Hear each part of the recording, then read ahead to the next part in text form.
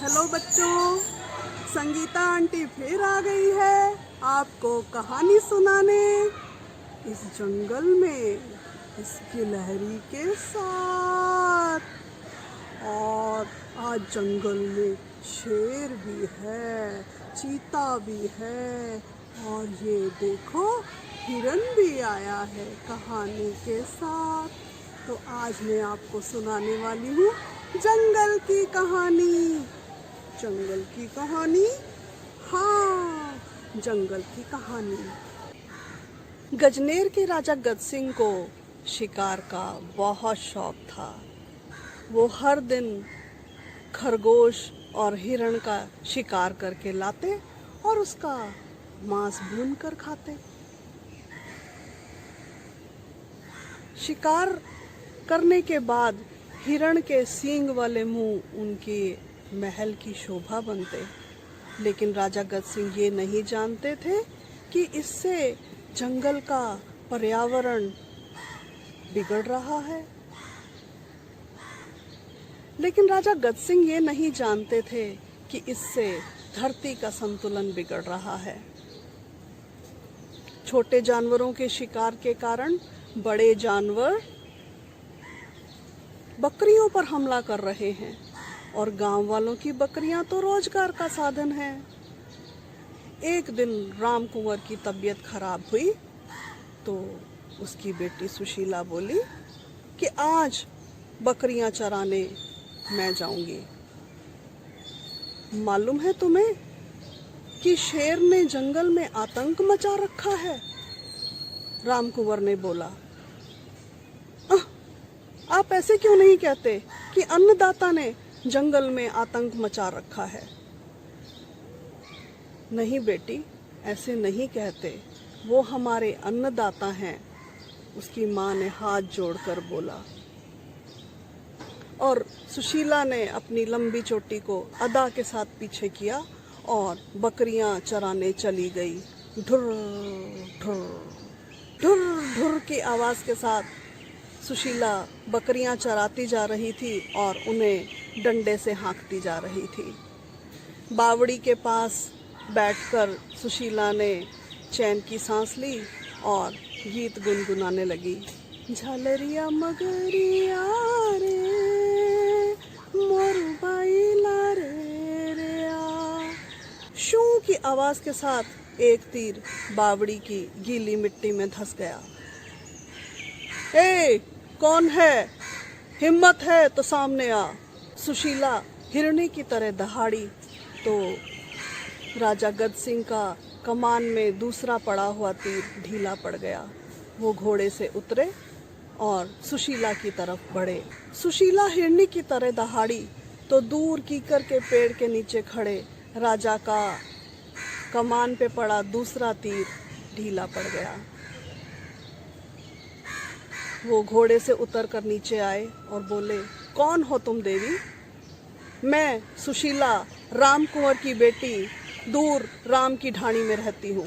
एक ही सांस में उसने अपना परिचय दे दिया और उसने अपनी आगे आई हुई चोटी को अदा के साथ पीछे किया। पर तुम्हारा हिरण से क्या वास्ता? राजा गज सिंह ने कहा, वास्ता है खम्मा घड़ी। आप तो जंगल में रोज एक शिकार करते हैं, शेर तो हफ्ते में एक शिकार करता है। इससे जंगल में जानवर कम हो रहे हैं और जंगल सूना हो रहा है। सुशीला की आवाज में तल्खी थी। पर एक दो बकरियों से क्या फर्क पड़ता है? राजा ने अहंकार से बोला था। फर्क तो पड़ता है अन्नदाता, धरती हिसाब मांगती है। तो एक दो बकरियों से क्या फर्क पड़ता है? राजा अहंकार से बोले, फर्क तो पड़ता है अन्नदाता। रोज हिरण कम होने से शेर बकरियों का शिकार करने लगे हैं। मालूम है, पिछले हफ्ते श्यामू काका और पन्नू मामा की बकरियों को शेर खा गया और उनका तो रोजगार ही बकरियां थी। मालूम है, श्यामू काका और पन्नू मामा ने 2 दिन से खाना नहीं खाया। आपके खानसामे में तो रोज नए व्यंजन बनते हैं, 56 भोग बनते हैं। आपको क्या फर्क पड़ता है? अगर एक दिन मांस नहीं बने तो? सुशीला ने अपनी चोटी को पीछे करते हुए कहा। गुस्ताखी माफ हो अन्नदाता। और वो अपनी बकरियों को वापस लेकर जाने लगी। इतने में ही शेर की आवाज़ जंगल में गूंजी। राजा गदसिंह ने अपनी कमान में डाला हुआ तीर वापस निकाला और आवाज़ की दिशा में चला दिया। शेर वापस मुड़ जाने को हुआ। जंगल शांत हो गया। सुशीला के चेहरे पर सुकून की लकीर आ गई और वो अपने घर वापस चल गई। सुशीला के चेहरे पर सुकून की लकीर खिंच आई। सुशीला ने अदा से अपनी चोटी को फिर से पीछे किया। गुस्ताखी माफ हो अन्नदाता, और डंडा लेकर बकरियों की तरफ रुख कर दिया। इतने में शेर की दहाड़ से जंगल गूंज उठा।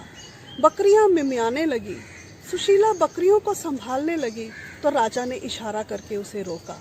राजा ने अपने तरकश से तीर निकालकर कमान पर कसा और आवाज़ की दिशा में भेद दिया। शेर के मुड़ जाने की आवाज़ से जंगल शांत हो गया। सुशीला के चेहरे पर सुकून की लकीर खिंच आई। खम्मा घड़ी अन्नदाता। सुशीला हाथ जोड़कर नतमस्तक हो गई। राजा गदसिंह भी भाव विभोर हो गए। मुझे तुम्हारे जैसी सुशील और दृढ़ निश्चयी लड़की की ज़रूरत है। सुशीला चोटी पीछे करते हुए बकरियों को हाँकते हुए भाग गई। एक हफ्ते बाद सुशीला के पिता के पास राजा गदसिंह का विवाह का संदेश आया। रामकुंवर ही नहीं, पूरा गांव उस संदेश से नाच रहा था, क्योंकि राजा गदसिंह इस गांव के दामाद जो बनने वाले थे। राजा गदसिंह और सुशीला की शादी धूमधाम से हुई। विवाह के बाद सबसे पहले राजा गदसिंह और सुशीला रथ पर सवार होकर जंगल की सैर को निकले। हिरण और खरगोश कुलांचे भरते हुए उनके रथ के आगे चल रहे थे। सियार रथ के पीछे चल रहे थे। बकरियां बावड़ी में पानी पीती हुई दिखाई दे रही थी। सुशीला ने रथ से नीचे उतरकर हिरण और खरगोश को अपनी बाहों में भर लिया। राजा गदसिंह ने भी हिरण के पीठ पर सहला दिया।